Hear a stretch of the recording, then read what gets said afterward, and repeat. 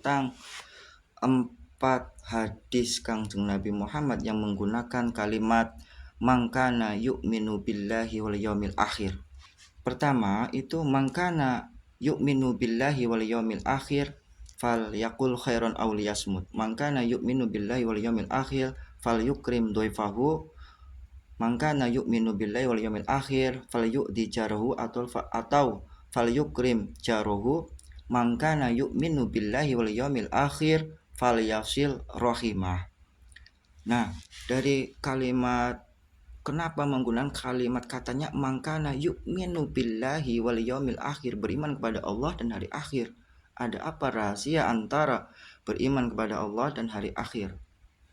Maka tujuan kita adalah mengenal Allah, bermakrifat kepada Allah dengan mangkana yu'minu, beriman kepada Allah, bermakrifat kepada Allah. Maka yaumil akhirnya itu adalah kita untuk mengiamatkan diri kita dari kebendaan, kemakhlukan, lalu puncaknya dari keegoan, keakuan, kemelekatan diri kita yang memiliki sifat-sifat kesombongan, keakuan.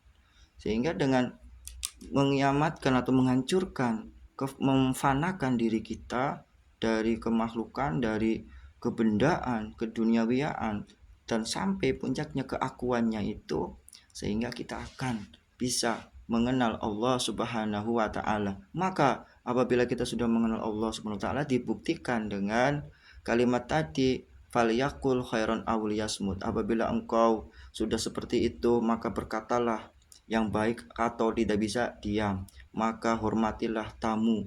Tamu itu adalah sesuatu yang datang kepada kita. Siapapun sesuatu yang datang kepada kita itu namanya tamu. Fal yukrim jarahu, dan juga menghormati tetangganya. Tetangga itu adalah sesuatu sekitaran kita, itu namanya tetangga. Dan fal yasil rahimah, dan menghubungkan silaturahmi.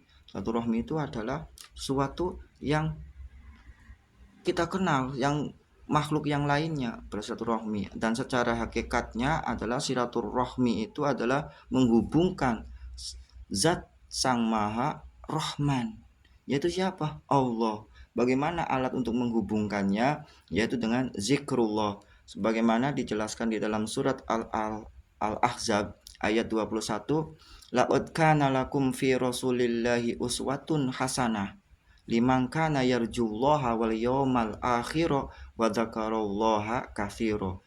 Sesungguhnya telah ada contoh yang baik kepada Kangjeng Nabi Muhammad.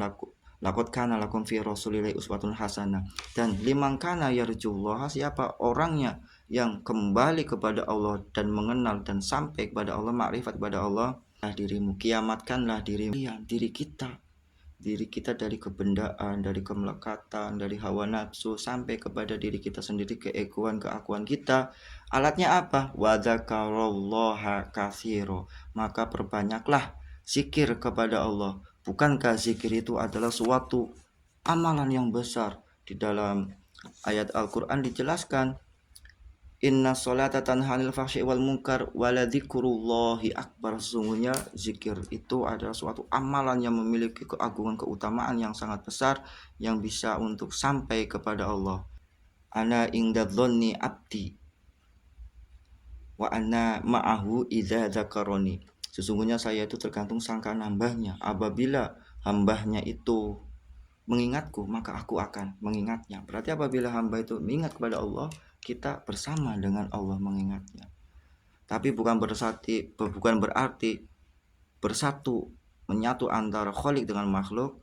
Tapi makhluk itu melepaskan kemakhlukannya untuk bersama dengan hanya yang kekal, hanya Allah Subhanahu wa ta'ala.